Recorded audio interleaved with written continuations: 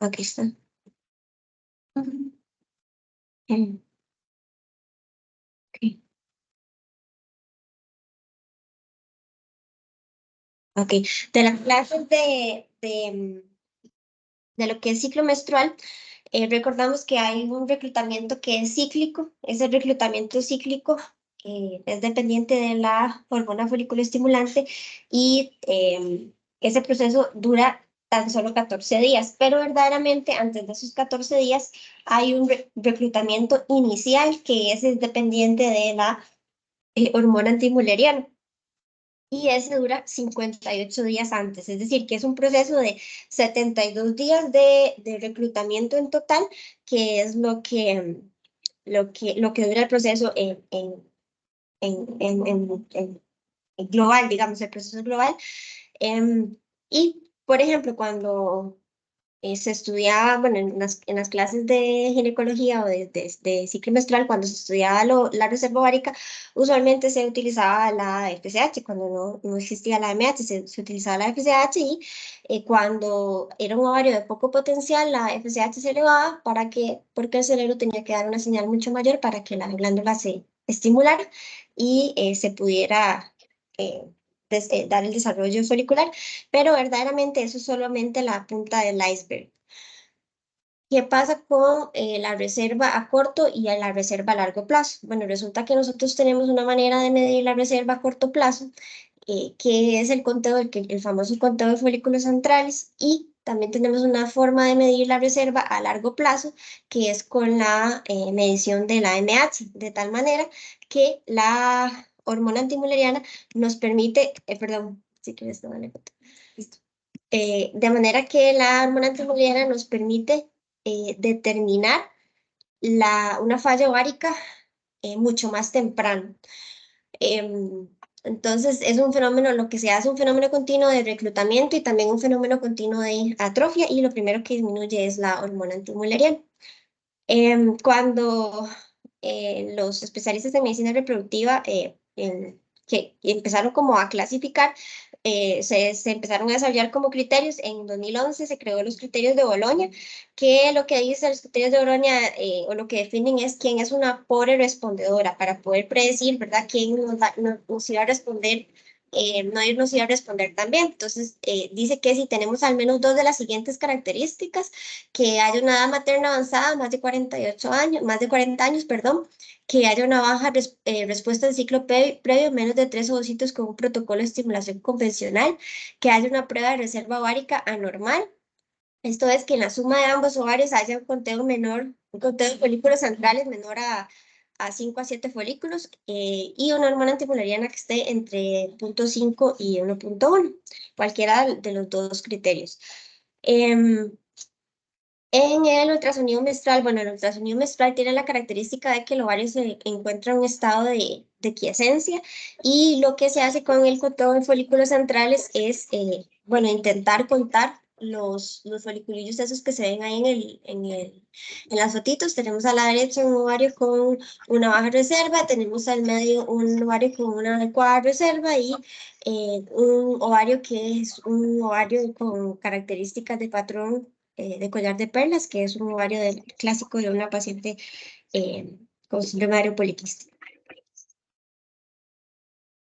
Luego de los criterios de Bolonia, resulta que estos criterios tenían mucha heterogeneidad. Entonces se creó en 2016, unos añitos después, lo que es la clasificación de Poseidón, que lo que hace es clasificar a las pacientes en 4 grupos. Verdaderamente, el grupo 1 y el grupo 4 es como lo más normal, porque es una paciente menos de 35 años que usualmente tiene una buena reserva, tiene AFC o conteo folículo central en más de 5 en ambos ovarios, con la suma de ambos ovarios, y AMH en más de 1,2, y ahí hay como un subgrupo que se creó también. Y la paciente en el grupo 4, que es una paciente que usualmente las mayores de 35 años sí tienen la reserva ovárica disminuida, que tienen conteo de folículos centrales menores de 5 y AMH menor de 1,2, pero verdaderamente la paciente 2 y la paciente 3 son las que son como que se salen de lo normal.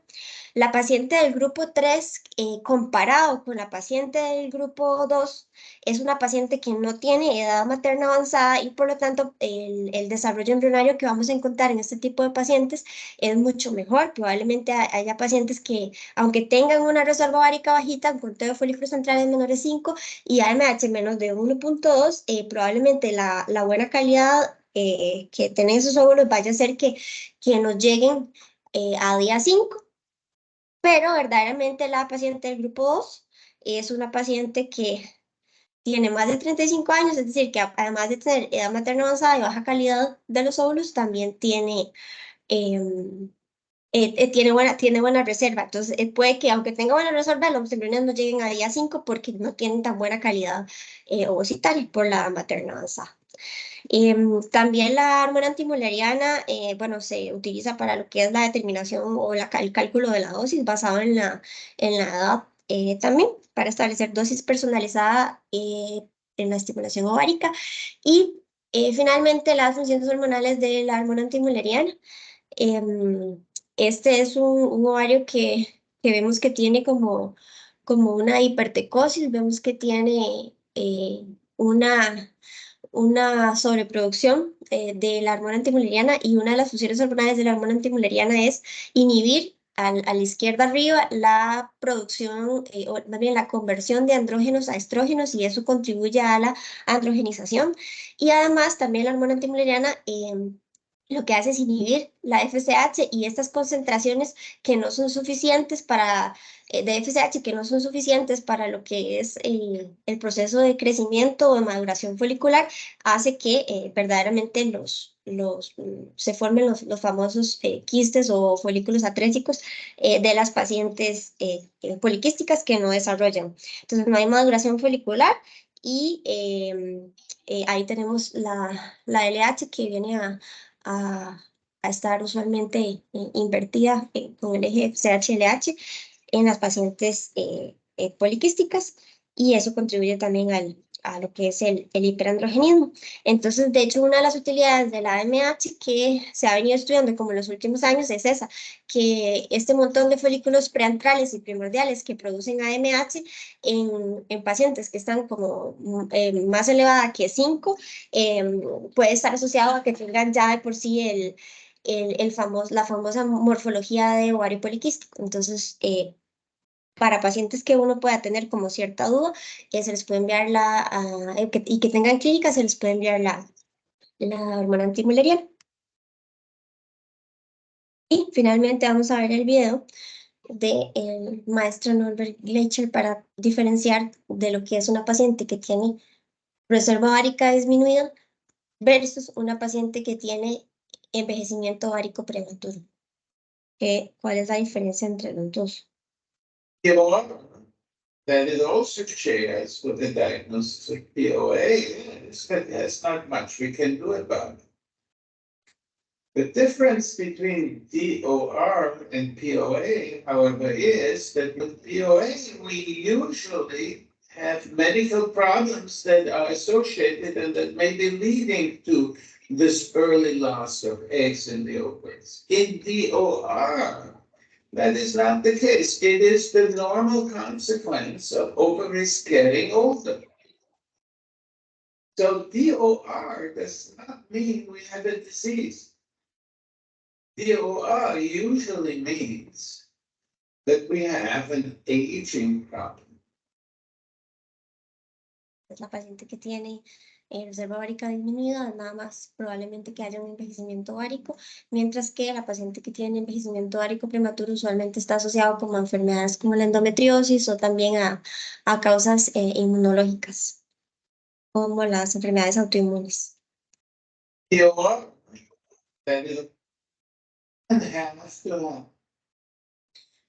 ¿Qué pasa con las pacientes que tienen que tienen hormona antimuleriana baja? ¿Cuántas mujeres con hormona antimuleriana baja continuarán teniendo una hormona antimuleriana baja por mucho tiempo? Si la mujer tiene una hormona antimuleriana más baja, ese descenso parece ocurrir de una manera mucho más rápida. Pero lo que no se sabe es que algunas mujeres continuarán con una hormona antimulleriana baja hasta por 10 años hasta llegar a la menopausia, pero habrá otras mujeres que llegarán a la menopausia en 5 o 6 años y eso todavía no lo podemos saber. Entonces, ese es uno de los problemas que tenemos ahora, que no podemos predecir quién va a llegar antes a la menopausia o quién no. A veces puede que el ovario se mantenga así, inclusive 10 años. Mari, ¿estás por ahí? ¿Para qué soy? Bueno, no sé, voy a darle la palabra a la doctora, a las doctoras por si tienen como alguna pregunta. Creo que ahora estaban hablando que tenían unos dudas. Sí, Sí, sí se escucha. Sí, sí, escucho, aquí estoy. mucho gusto, doctora. La doctora Castro, teníamos preguntas. Por ejemplo, las pacientes que normalmente llegan a la consulta, muchas pacientes ya vienen, por ejemplo, ya con su anticoncepción instaurada y ellas casi siempre vienen en ese momento a preguntar que si son fértiles o no. Eso es lo primero que le llegan a decir a uno. En los casos en los que ellas ya estén con algún tipo de método de planificación, ya sea anticonceptivos combinados o algún tipo de dispositivo intrauterino, ¿eso afecta el nivel de la hormona antimulleriana? Buena pregunta. No, no afecta la hormona antimulleriana. Esa es la gran ventaja de la antimulleriana por sobre la FSH, la inhibina, el estradiol, que permanece estable a lo largo de los ciclos, ¿verdad? Y nos da una visión de cómo está nuestra reserva ovárica independientemente de si estamos utilizando anticonceptivos o no. Sí es cierto que utilizar anticonceptivos a largo plazo, digamos 10 años de manera continua, se ha visto que realmente sí disminuye la reserva ovárica. Entonces lo que se orienta es que 5 años anticonceptivo de manera consecutiva y luego sí hay que hacer una pausa para dejar descansar y luego pues después de un año, digamos, volver a empezar, porque sí un tiempo largo de anticoncepción, sobre todo con los combinados, se ha visto que sí disminuye la reserva ovárica. Y bueno, también un poquito, solamente quería también contestarle un poquito esa pregunta. Cuando llegan a la consulta, Melissa ahí puso algo muy importante en el ultrasonido. O sea, las pacientes vienen con nosotros cada año para que hagamos el chequeo ginecológico y nosotros en nuestro ultrasonido tenemos que idealmente realizar el conteo folicular cada vez que van a la consulta. No es solamente valorar el volumen ovárico, las 3 medidas del ovario en sí, sino que tenemos que realizar el conteo. Y nos tenemos que saber, pues, o sea, que por edad tiene que haber un número más o menos aceptable para saber, estamos ante una reserva ovárica disminuida para la edad. Entonces, es importante decírselo a las pacientes. La pausa, Mari, que usualmente se hace, digamos, después de 5 años, ¿de cuánto tiempo es? Generalmente un año, se indica más o menos un año, aunque después vuelvan a empezar, pero ese año sí les da un respiro, pues realmente y no afecta a la reserva como tal. ¿Ese año qué? No le afecta la reserva como tal. Ok, ok. Pero, ¿y después se vuelve al mismo anticonceptivo? ¿Se puede volver al mismo o se puede cambiar o es indiferente? Ok, ok. Se puede volver Y al el mismo, así es. doctora, y el recuento de los folículos antrales no importa igual si está con anticoncepción. No importa, No no importa. No importa, importa. No importa. así es, no hay ningún problema. No sé si querías agregar algo a la presentación, además de alguna diapositiva o algo así. Bueno, sí quería mencionar que, vos ya lo mencionaste también un poquito, que a qué pacientes les tenemos que enviar la hormona antimulleriana. O sea, las pacientes con endometriosis, definitivamente hay que enviarles la hormona antimulleriana porque no solamente nos ve la cantidad de folículos, sino la calidad ovocitaria en sí. Entonces, esas pacientes con endometriosis, vemos que como hay una inflamación crónica persistente, sí está afectada la antimulleriana, incluso nos sirve para una cirugía. Si nosotros vamos a programar una cirugía, hay que pensarla muy bien en endometriosis, ¿verdad? Mientras menos cirugías a la Quieres que paciente con endometriosis mejor.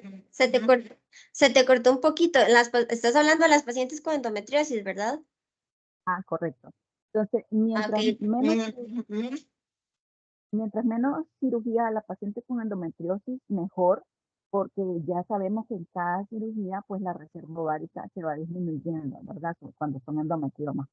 Entonces, esto le sirve a las pacientes saber realmente en qué etapa están, o sea, si tienen ya la reserva ovárica muy afectada, e incluso para repensar la cirugía si primero hay que hacer una técnica de reproducción asistida o no. Entonces es importante que haya pacientes con endometriosis. ¿Aló? Sí, sí, te escuchamos perfecto, ahora sí. Obviamente, estipulados para la vida. O sea, entre más temprana sea la menarca, la reserva ovárica va evidentemente disminuir. Aquí hay una pregunta, que si mujeres que tienen más temprano la menarca, tienen más temprano la menopausia, ay, ¿será que se desconectó algo? Sonó. Sí, sonó como algo. Sí, se desconectó. ¿Nos escuchas? Es que creo que se desconectó.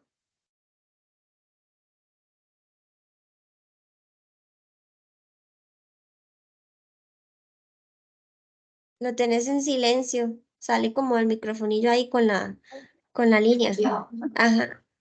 Sí, teníamos otra pregunta, que si pacientes que tuvieron una menarca antes en la vida más temprana tienen una menopausia antes que las pacientes que no. Bueno, generalmente cuando tenemos una menopausia prematura, una menopausia temprana, eso es variable. Hay pacientes que tienen una menopausia también temprana o normal o tardía. Realmente no es algo que vaya a definir la menopausia en sí, realmente. Ujú. Pero sí, bueno, sí hay, obviamente que si es una paciente que ya ha tenido como exposición a disruptores endocrinos, puede que ella, aunque haya tenido una menarca tardía, digamos, puede que aún así se le adelante la menopausia, porque obviamente los factores ambientales también son importantes en lo que es la reserva. Ok, eso es un tema súper importante. Dimos una conferencia súper fuerte sobre esos disruptores endocrinos. Están en todos lados, incluso en las botellas de agua que tomamos porque están en el sol cuando la distribuyen. Y hay algo que se llaman los nanoplásticos. Entonces, eso sí, cada vez más estamos teniendo pacientes con insuficiencia ovárica por eso, de 30, 31, 35 años y sí vale la pena pues, hacer la hormona antimoleriana cada cierto tiempo. Obviamente después de los 35 años es más contundente la necesidad, pero sí desde los 30 años, incluso cuando uno se sienta con resequedad vaginal, es una de las primeras cosas que las pacientes con insuficiencia ovárica indican, llegan a la consulta, tengo resequedad vaginal. A veces enviamos la hormona de FSH y si está por debajo de 10, nos quedamos tranquilos. Pero se han hecho muchos estudios, incluso un estudio, el más sonado del 2012, con 5.000 mujeres en Estados Unidos, en los distintos centros de fertilidad, que indicaban la FSH, estaba en 7, 8, relativamente normal, porque menor de 10 es normal, y la hormona antimoleriana sí estaba afectada. Entonces, sí vale la pena en aquellas pacientes que sospechamos insuficiencia ovárica con recuento folicular disminuido para la edad, en aquellas pacientes que tienen endometriosis, también está indicado. En aquellas pacientes que van a ser sometidas o fueron sometidas a quimioterapia o radioterapia, eso pues ya estamos hablando de preservación de la fertilidad ahí, ¿verdad? Y en aquellas pacientes que se le hizo cirugía por un quiste, incluso quistes simples ováricos pueden provocar una disminución en la reserva ovárica. Incluso utilizar el cauterio. No nos encanta a los biólogos utilizar cauterio en el ovario. Preferimos utilizar sutura en vez de cauterización, en vez de electrocauterio. Entonces, en todas esas pacientes sí necesitamos enviar la hormona antimoleriana. Y en el último consenso que hubo de la Asociación Europea de Reproducción, ya se incluyó también la hormona antimoleriana como un marcador también de predictor, pero de clasificación que incluso están pensando, se volvieron a reunir en Rotterdam, ya sabes, los criterios de Rotterdam, se volvieron a reunir hace poco, a finales del año pasado. No han sacado un consenso en sí de eso, pero sí la están pensando en quitar la opción de ultrasonido en el diagnóstico e incluir la hormona antimoleriana como parte del diagnóstico del síndrome de ovario poliquístico. Ese estudio que dijiste de pacientes que tenían FSH menor a 10 y antimulerianas bajas, tenés que pasármelo. Claro, claro que sí, se llama LEVES. Colaborado y te lo paso porque realmente sí llama la atención. Antes nos guiamos mucho por la FSH, pero como es tan fluctuante, un mes en día 3 a 5 está bien, el otro mes en día 3 5, que siempre se debe medir así, está arriba, otro mes está abajo, entonces se decidió que es demasiado fluctuante y pues la MH es la que nos va a dar la pauta, es necesario. Ahora, si ustedes hacen, porque hay pacientes que les gusta saber cómo va su reserva ovárica cada año. Entonces uno va viendo, a los 34 años tenía 2, a los 35 tenía 1.4, a los 36 ya se empiezan a preocupar, ya la tengo en 1, que menor de 1.1 es baja reserva ovárica. Entonces ya empiezan ellos pues a preocuparse y a pensar en algo, ¿verdad? Nosotros lo que tenemos que hacer realmente es enseñar a las pacientes, decirles la necesidad que tienen y que hay un reloj lamentablemente de fertilidad. No es algo que queremos que pase, pero así es. Y traigo a colación a la Jennifer Aniston, que todos la conocemos, ¿verdad? Y ella luchó tanto tiempo con infertilidad y al final dijo, nadie nunca me habló de que esto podía pasar, de que podía tener la reserva ovárica baja después, y nadie me habló de congelación de óvulos. O sea, entonces, ese nadie somos nosotros, los ginecólogos. Nuestras pacientes llegan cada año, ¿verdad? Y nosotros tenemos que hacerles ver cómo está su fertilidad cada vez que van a la consulta, pues.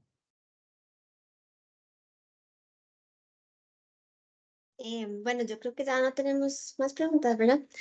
Mari, te agradezco mucho. Anda, comete un gallo pinto por mí, pero Ok, del Nica. ok. Está Muchas, pendiente, como el que me cambié cuando fui allá. sí, muchas Gracias. gracias por el ratito. Te mando un abrazote y me saludas a todos por allá. Gracias, gracias por la invitación. Espero pues que le haya sido de utilidad. Cuídense. Gracias. Hasta luego. Chao, un besito. Bye.